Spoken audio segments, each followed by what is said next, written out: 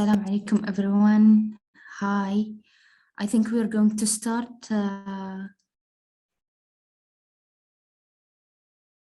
the session and everyone else who will be joining, inshallah, later on, because we don't want to keep you guys waiting. First of all, welcome everyone. This is Noura Al-Belushi, a child protection coordinator in ECA.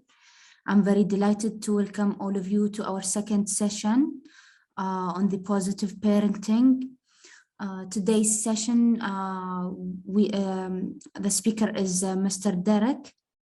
He has 15 and more years of experience working with Parenting Research Center, focusing on putting evidence to work in the day-to-day practices of parents and those who are supporting and taking care of their children as well.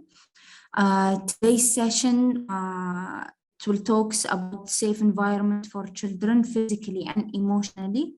And inshallah, we will be covering a lot of aspects. There are many aspects, raising children and young people in the safety environment.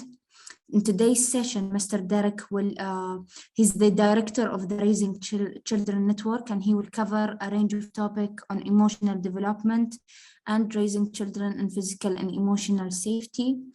We will explore as well what it means for children to be emotionally healthy and how parents can encourage this through parent-child connections. We will also cover topics like child resilience and how parents can help build resilience in their children.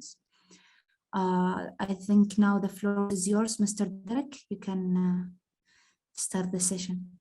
And please, if you have any questions, you can write them in the Q&A and we will answer them at the end of the session, inshallah. Thank you very much, Noura, and good afternoon to everyone who has joined this session. مساء الخير على جميعنا لجميع من قاموا بالانضمام معنا. اسمي ديريك ماكور Network.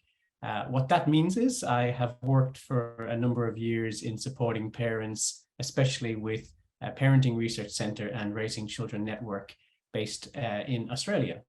I'm very happy to be here this afternoon with you, and I look forward to talking with you about a few topics. You're very welcome, and I really do encourage you to ask any questions that come up in your mind while I'm speaking.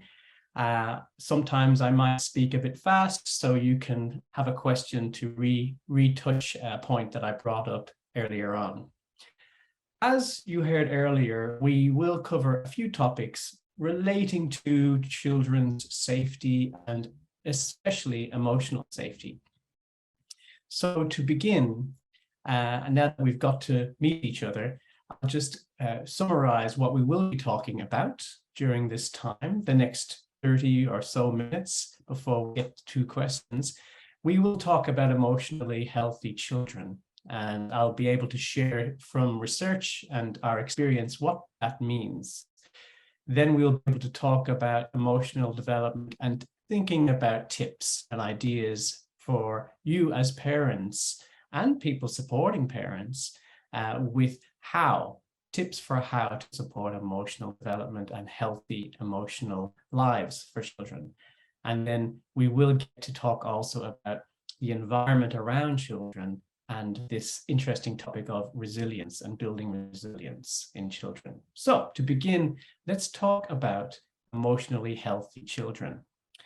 So what do we mean emotionally healthy children? And while we look at the physical world, like these two happy children enjoying a ride in their go-kart in the physical world, there's many things to think about regarding physical health. There's many things we think about every day to keep children physically healthy. What does it mean to have them emotionally healthy and emotionally safe? Let's focus on that for a little bit. Well, what we know from research is that relationships, the connections and relationships that children have with others are almost the most important thing for emotional health. Loving and stable relationships matter so much because what they do, relationships shape the way that children see the world Those relationships affect all areas of children's development. So when you're connected with your child and have a warm, loving relationship, it has many benefits, but it's also very important for their development. Relationships that children have with their carers, with their families, with the community around their families are almost like building blocks for a healthy development later in life. Relationships not only help children feel safe, they also teach children how to express themselves. Children learn through relationships how to understand emotions in others, and then through that, understanding their own emotions. So when you are with your child and they see you experience your emotions, it helps them feel safe. And then through those connections, they feel safe to cry, laugh, question something, share their own feelings as they go older. And then over time, your connection becomes one of the most important ways children seek help when they do need help. For example, when your child is small and young and they are babbling or just communicating with you without words, and you respond to that in a nice, warm, loving way, what's happening there is sometimes called serve and return, like in tennis. And what that really does is it triggers really important mechanisms between parent and child to make the child feel safe, because you're responding, you're returning what they serve to you. And that cycle of reacting and expressing and reacting between a carer and their child is very, very good fuel for children's healthy development, making them feel secure and then safe to express feelings that they might have and express them in different ways. Still thinking about those relationships, it also makes children feel safe to explore the world. The more safe a child feels in their everyday interactions, the more brave they might feel to explore what's happening around them in that physical world. So we're back in the go-kart, and the child feels confident to enjoy that physical fun when they have that emotional foundation in their lives. So when we're thinking about relationships and emotional health, it can seem a little bit complicated, but really it's about the everyday interactions. And one of the best things we can point to in the everyday is play. When you play with your child, you're also strengthening their development, because through play, whether the child is leading that play or whether you are leading that play, it is a fantastic tool, a very powerful tool for their development. Play, just like relationships, teaches things to children. Play helps children learn about the world around them, to explore, to observe, experiment, and doing that feeling safe is something that parents can help with. And again, that might mean you're leading the play with your child, like this father here enjoying his child through play, or you're allowing the child to lead that play and be the explorer, and you're along for the ride. Now, it's important to think about this topic of health in many ways, but one of the parts, very important parts of health in young children is mental health. Now, it might seem a little bit surprising for some to think about mental health in children, especially young children, but it's not too surprising to us looking at the research and working in this area. Mental health is real from very young in life. Mental illness is not what we're talking about. We're talking about part of health. So what is good mental health, and what does that mean for a young child? Well, when we think about mental health and young children growing into young preteens and then into teenagers, it means that the way a child thinks about themselves, feels about themselves, and feels about the world around them, that is mental health. If it's how they see themselves and the world, and it affects how they cope. Mental health affects how they deal with stress, and we'll talk a bit about stress in a moment. And it also helps them think about how to negotiate their own relationships later in life. So like we Derek? see, I'm yes. sorry to interrupt you, but we can't see the presentation. Oh, apologies. Let me make sure I'm sharing.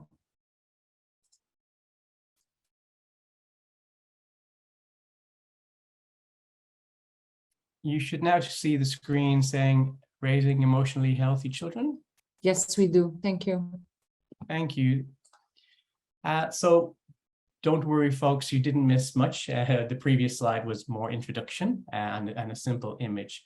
So when we're talking about mental health, we're talking about how children see the world. And when we talk about that, we ask ourselves, what does it look like? What does it do for children to have a positive mental health and outlook? Well, it helps children learn and develop socially, as we can see here on screen. Mental health, when it's in a positive development stage, can help loving relationships develop for children. It also helps them learn to manage feelings. And this is part of that emotional connection with their parents. And it also helps them in a cyclical way stay physically healthy, because good mental health and good physical health go hand in hand. When it comes to that understanding of mental health, once again, it's not about preventing illness or worrying too much in these early years, but knowing that mental health is part of overall health, and there are ways to encourage it. So mental health and well-being can be promoted in many ways for children, but the two things we've mentioned so far are relationships that they have with those around them, and also the simple everyday opportunities to connect with others through things like play.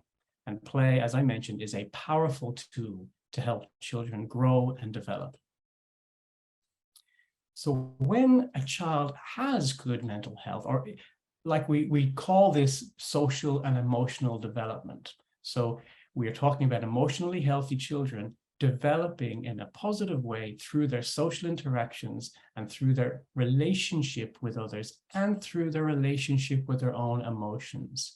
So when that's going well, children will have a good mental health situation. And what that means is they are kind to themselves during tough times, something that we call self-compassion.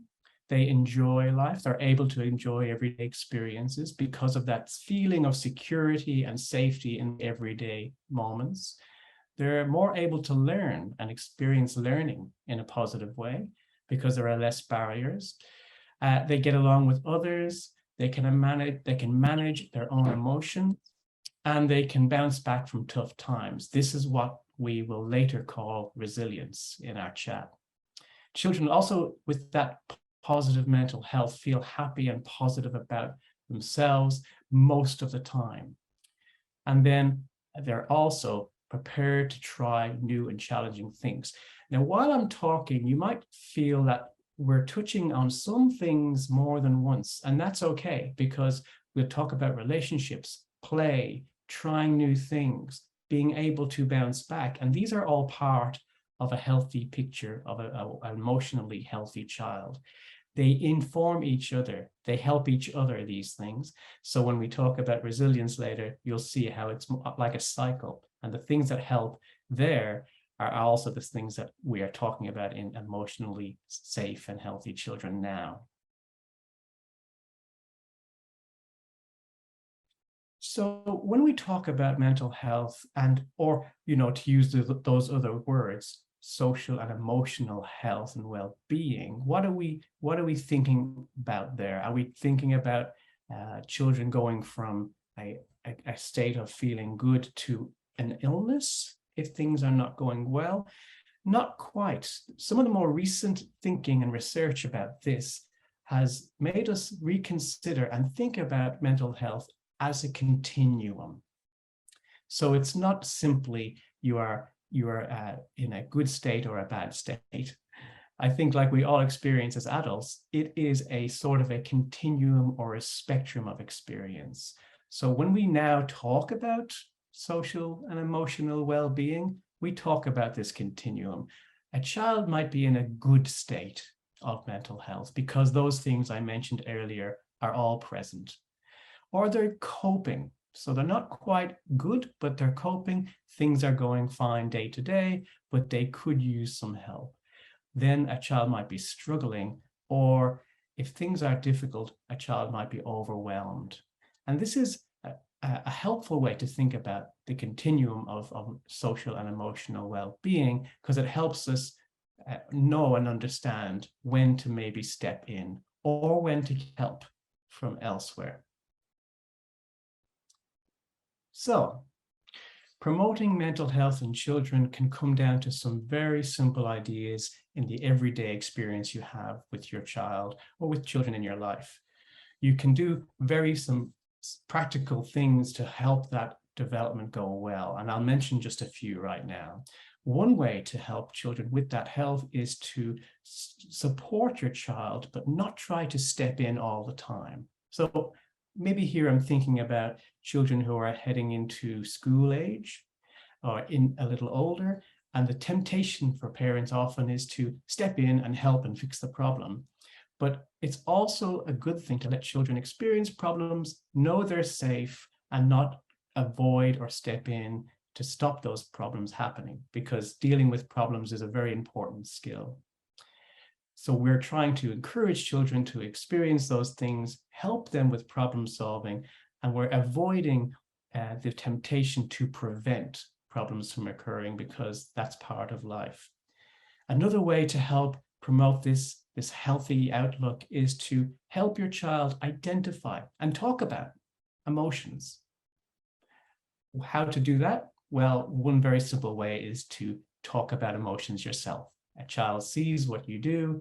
We know this in other areas. Children will see and learn from what we do. So talking about our own emotions and sharing our own thoughts about feelings is a great way to have children do that too over time. Another thing that you can do is model or be a role model for your child when you're experiencing little challenges. You can show them how you're dealing with that as an adult, and they can watch and learn from that. So again, modeling this thing called resilience is a great way for children to pick up on that for later. So just to kind of sum up some of the really helpful things around managing emotions, there's a key theme I'd like to touch on in a moment, which is emotional regulation.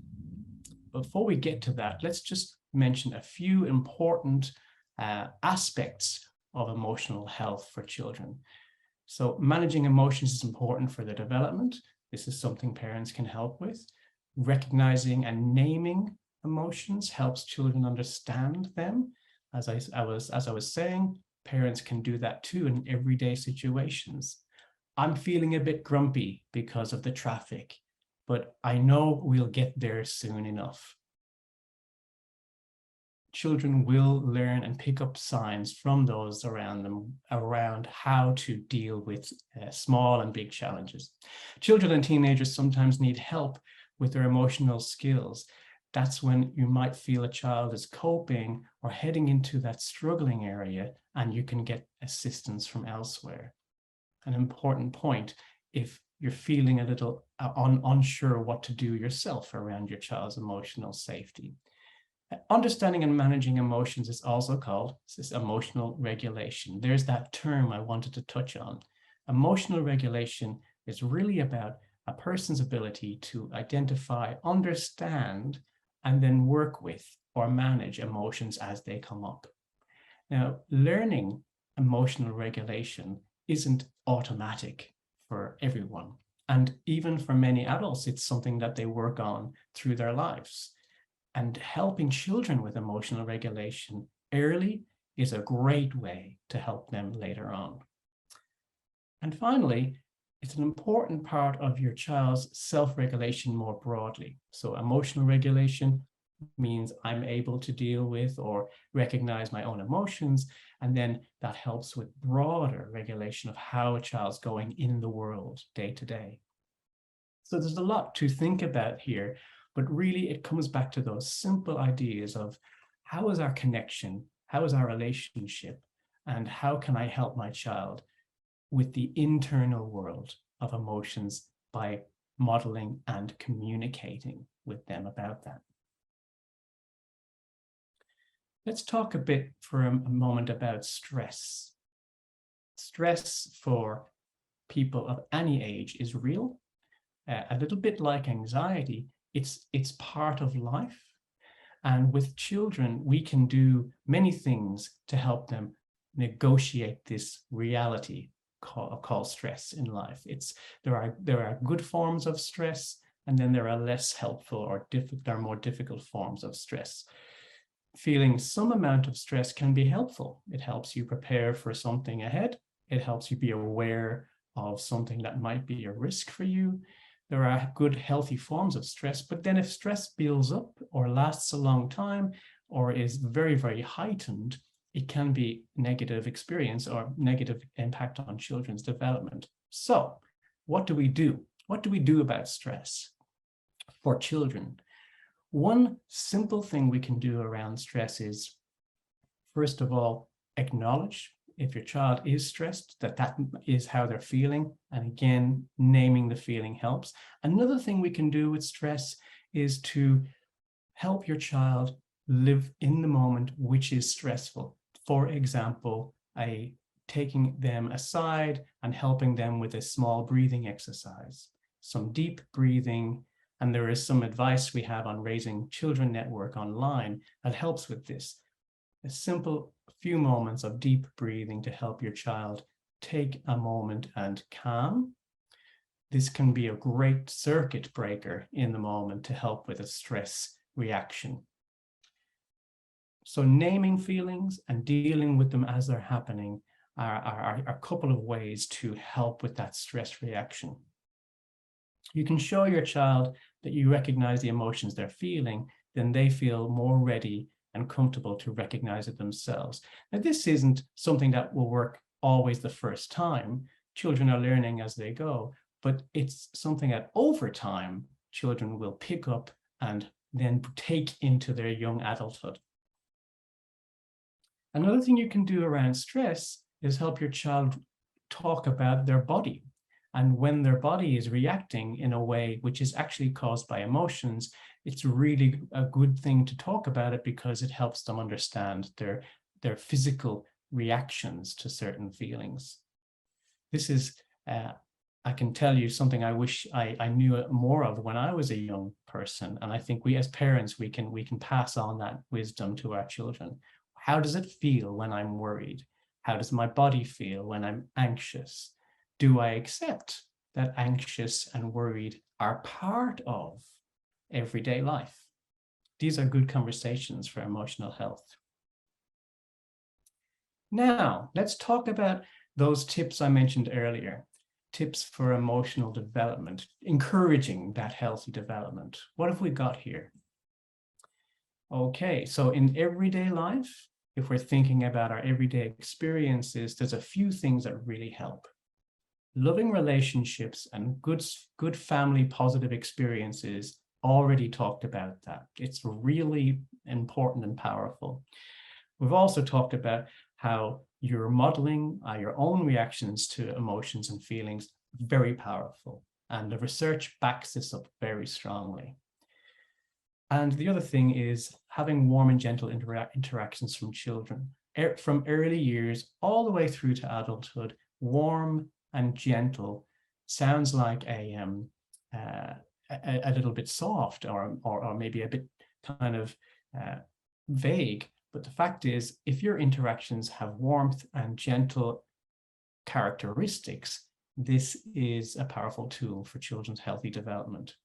And of course, when it comes to managing behavior or dealing with difficult behavior, that can be challenging at times, but also you can do that with warm and gentle approaches while being firm about what the agreed rules in this family are, while being firm and fair about what's acceptable in your home and family rules and dynamics. You can also approach those things with a warm and gentle attitude. Very nice blend of approaches for children's healthy development. What else helps? Another thing that helps is being present, being in the moment with your child. What do we mean by that? It means tuning in as much as possible, because life can be very busy. Tuning in when your child is with you so that you are making eye contact, listening to what they're saying, and being, as we say, present for them when you're together in a moment. Maybe not possible at all moments, but when you realize there's an opportunity to tune in, then it's good to tune in. And for small children, that literally means maybe sitting down and or going down on the ground if they're at their level and being in contact, in communication with them, and connecting at their level. Quality time is right here in the middle of our screen, and that's another important and helpful way to promote healthy development. Find quality time. It doesn't have to be huge amounts of quantity if the quality is there. Quality time basically means it has been put aside, or we have found time which is about us. As a family or as a parent and child, we have found time, and this is about us. It might be a few minutes, it might be more than that, but it's a great way to ensure that children are getting that benefit from the relationship. A nice example of quality time is meal times, making time and space for connecting around meals. It really does help. And it's something that only takes a few minutes in the day.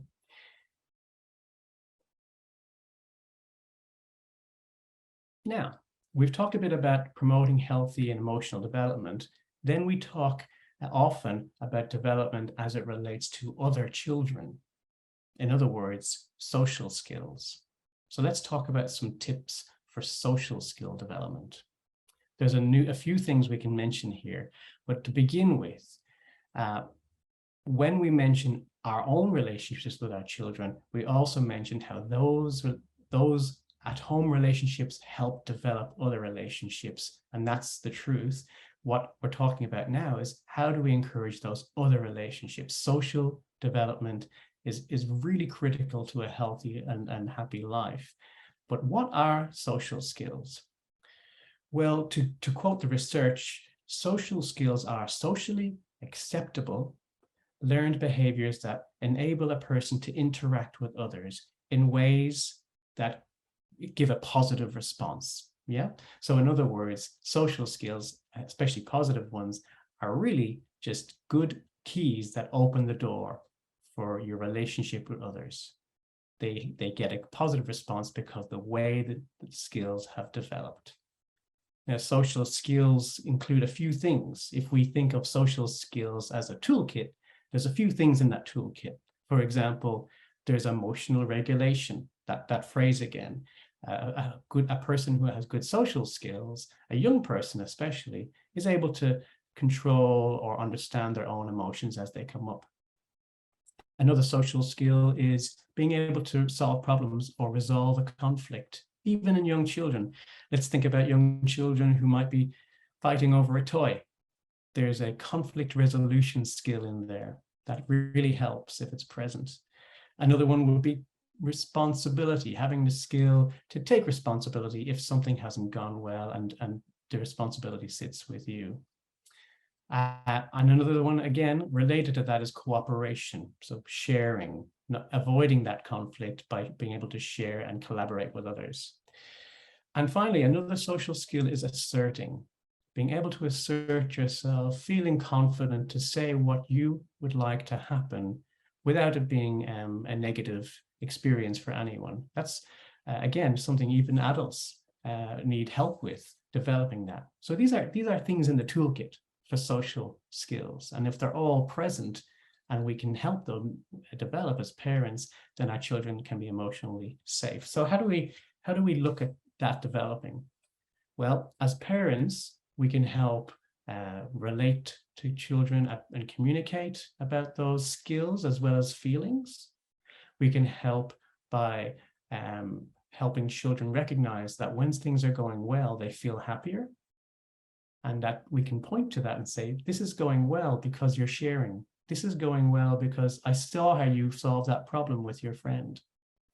And you can also help your child recognize the fact that these things they're doing, these positive social skills, are helping them connect with others. So with our communication and our relationship with our children, we can remind them that when things are going well, why it feels good. But how do we do that in an everyday situation? Well, before we say how we do it, let's say why. We do this as parents because we know that social skills will help in the long term.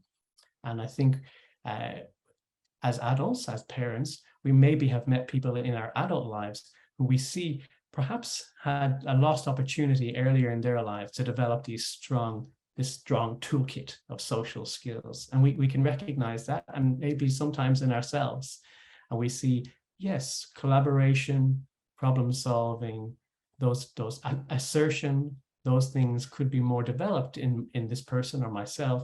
And that's the same thing that we hope for our children. It will help in the long term. So in the everyday, there are things we can do to help with that development. For example, we can fill their bucket. What does that mean? It means fill their emotional bucket with praise. A child will feel safer and have those skills really develop if they feel encouraged. So praising children and being warm and affectionate helps. We can teach our children emotional regulation. That phrase again, where we're helping children learn to recognize and then work with or manage the emotions that are coming up moment to moment. That takes time, but it's a very, very good thing to focus on. We can model social skills. We can model what's going on for us when we are dealing with difficult emotions, or even dealing with others and our relationship with others. Think about how a child witnesses conflict in parents and how that could be a really teachable moment for that child. If the conflict is being addressed with respect and relationships are being treated in a gentle way, children will learn by witnessing that. So the way we interact with others can really help children learn. We can practice our own empathy. Empathy is different from self-compassion, but if we are doing either or both, children can learn from that. So we might practice empathy by verbally talking about the feelings of others, so to show we understand the perspective of others. For example, you might say, I understand why grandmother was feeling upset yesterday because we were late. And empathizing in that way shows a child what empathy looks like. Now, self-compassion is something different. Self-compassion is really about being able to treat yourself and talk to yourself in a compassionate way, the way you might do for a friend. So if a child sees a parent do that, a child sees a parent talk about themselves with compassion, it's very powerful because they will then, over time, pick up that skill for themselves. And finally, a couple of other things to mention here on this screen. We can organize catch-ups. We can make sure that there are opportunities for children to practice, to have a go. Make sure that our children are having opportunities in playgrounds or with friends or with family to put them in those social situations and let it run and let them have a go with those toolkit tools, sharing, collaboration, assertion, problem solving, those kinds of social skills, letting them play out, giving them a chance in everyday moments. Okay, we're getting close to the end of this chat, but now we're going to move to this interesting topic of what's happening around a child and this idea of resilience. So let's talk about emotionally safe environments. Well, no surprises here. An emotionally safe environment is an environment wherever a child is physically, an environment that contains the things we've been talking about from earlier. Warm relationships, opportunities to develop social skills, and a caring adult, maybe more than one caring adult, who's really looking out for that child's emotional safety. So that's really at the core of it. Those things we mentioned earlier, being present, makes up an emotionally safe environment. along with, of course, things like physical safety, safety around children feeling free to express themselves. That's all connected to what I'm saying. Outside of the immediate environment, of course, there is the community. An emotionally safe environment includes the school, the broader community around a family. And even around that, we have the outer circle, if you like, of the supports and the services around families. So a bit like an onion, we have these layers with the child at the center, the family offering emotional safety, the community around that, and then the sort of system or the society we have offering that safety too. That all contributes to that emotional health. Now, this interesting word, resilience. Here in Australia, I can tell you that this word has gotten a lot of attention and discussion. What it really means is the ability for children to bounce back or essentially recover, do okay when things are not going well. And what's interesting about resilience is it can be built over time, of course, by having some challenges. Helping children develop resilience can include helping them experience tricky situations so they get better at it. But also, interestingly, from the research is we know you can also build resilience over time without those tricky situations. You can help children's resilience develop without those tricky situations. And what do I mean by that? Well, some work we did focusing on resilience helped us educate others about how you build it. So think about resilience as another toolkit or a strength or a characteristic in a child. How do you put it in place? 4 things came to the top in our research. 1, that you build and strengthen those relationships. So once again, the emotionally safe environment. 2, you focus on autonomy and responsibility. They're big words. What we really mean is children feel that they're able to do things for themselves and they feel responsible over time for their own actions. You help children with that, you're helping with resilience. You're helping them bounce back from difficult times. A 3rd thing is focusing on managing their emotions. Hello again to self-regulation. A helpful part of the puzzle here in building resilience. And finally, creating opportunities for challenge. So I mentioned earlier, having a go, creating environments where children can test out their social skills, test out their own emotional regulation in safe ways. And not just emotional safety, physical things too, because here we're talking about having a go at a new sport or in a musical instrument and being okay with not being great to begin with, and then persevering with that and trying out new things, even if they don't go too well the very first time. Taking what we sometimes call safe little risks. While being safe, they're trying things out. So those 4 things really do help with resilience. Now, I'm conscious we are near the end of my presentation, but I do have a short video I'd like to share with you about this notion of resilience, and I'll do that now in a moment. But just to introduce this next video, this is not a discussion about, this video is not about resilience or building it in children, because we've just talked about that in this puzzle. What this video is about, and it's come from the US, fantastic research at Harvard, it talks about how resilience, if you think of it as a scale, can change over time. And by scale, I mean a weighing scale.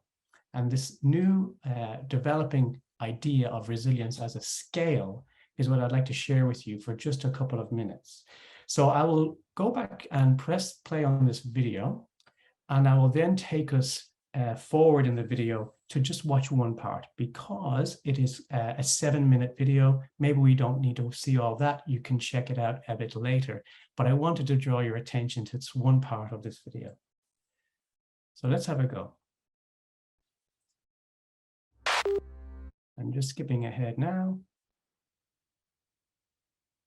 so we can learn about this idea, the resilience scale. Here we go. Amazing metaphor. Here goes. I call it the resilience scale. Resilience scales.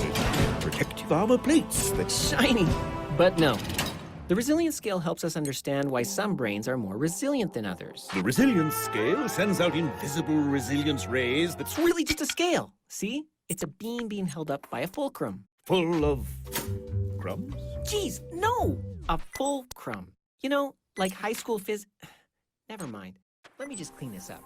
See, negative experiences add weight to one end of the beam, and positive factors add weight to the other end.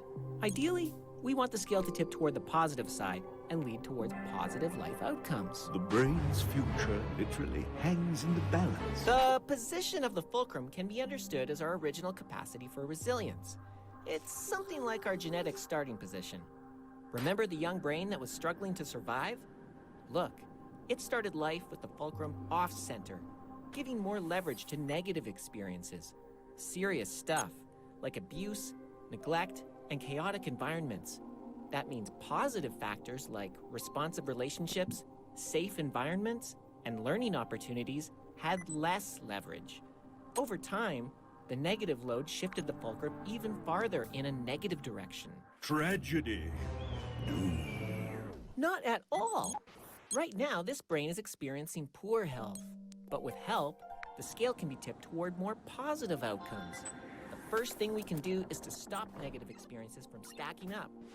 Then, we can add more positive factors, loading up the positive side of the scale. And we're not done. We can work to shift the fulcrum in a way that favors positive outcomes. The fulcrum, an amazing instant fix-it button. I love the comedy parts of this video, but I will stop there because what I just wanted to share about that resilience notion is this fascinating idea that a child who is experiencing hard times, difficult times, or positive experiences, we can think of those adding to the scale, one side or the other. And over the time, a child's resilience, that fulcrum in the middle, can help deal with how much negative experience there might be versus how much positive help there might be. It's a scale, and the fulcrum, the middle point, doesn't stay in one place over our lives.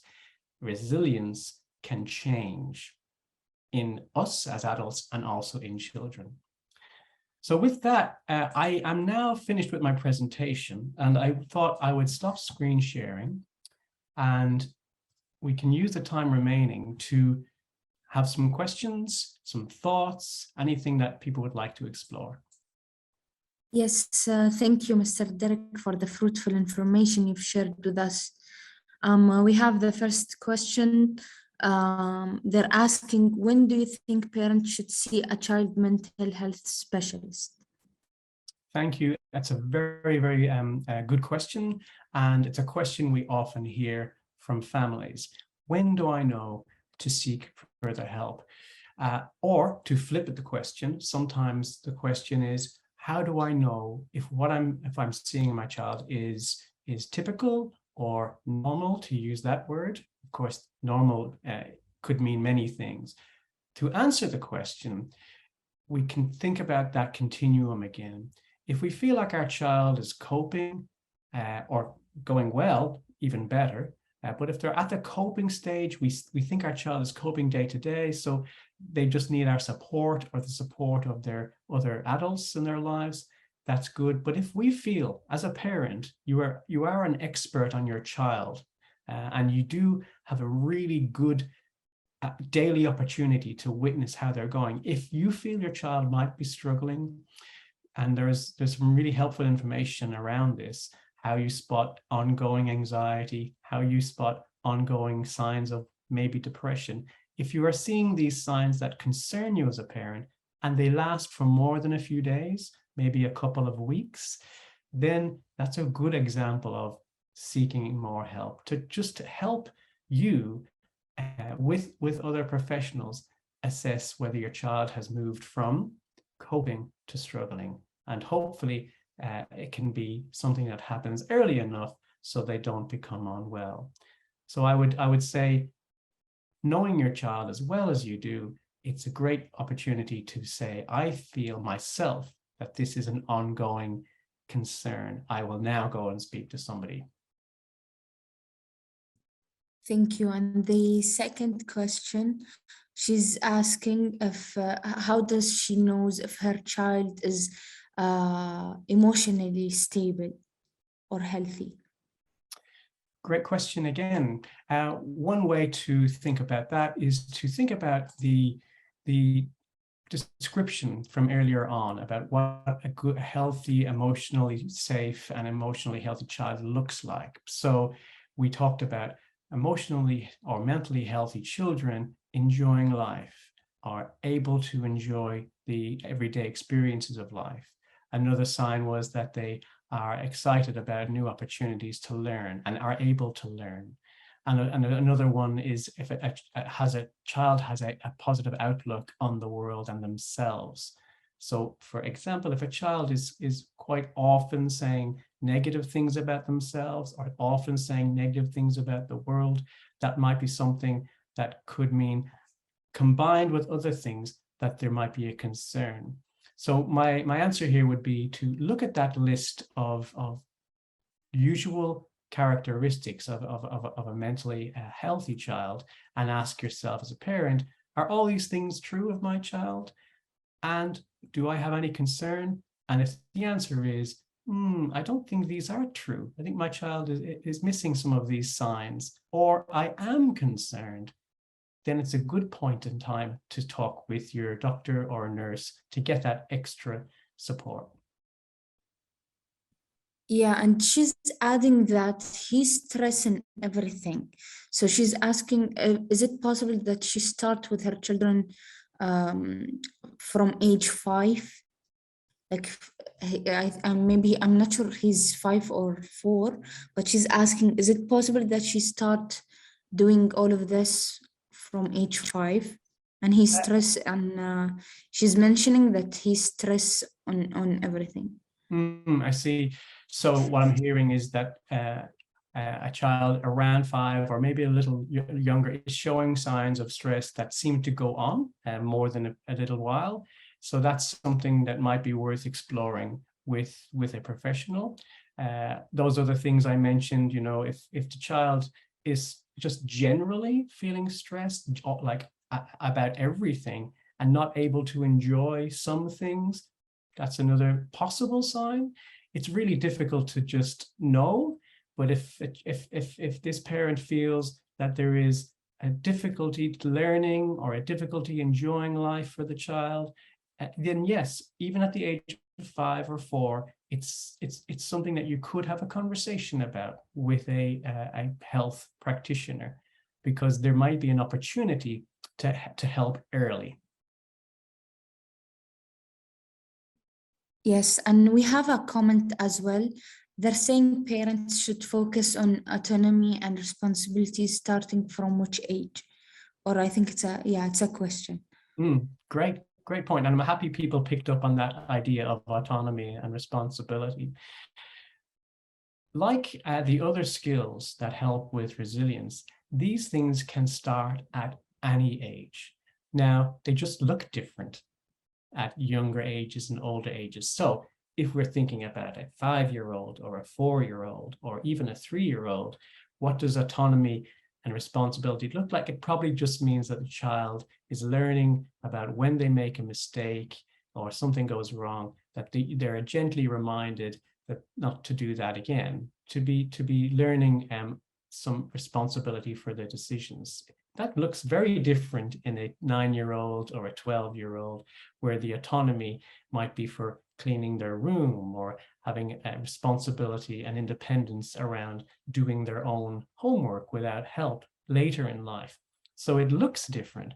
But if you think about these things as themes, then with some more supporting information, you can get more ideas about how to encourage independence, encourage autonomy at any age. It just looks different. Yes, thank you a lot for all of the fruitful information you've been sharing with us. we don't have any extra questions. So I think we can end the session for today. We have posted the presentation both in Arabic and English in the chat box, and we've shared with you guys the evaluation link for today's session with Mr. Derek. Please feel free to download the presentations and answer the questionnaire as well. We would love to hear from you guys. That's all for today, and hope you've enjoyed the session, and inshallah to see you in the next sessions very soon. Thank you a lot, Mr. Derek. Thank you, everyone. My pleasure. Thank you. My pleasure. Take care.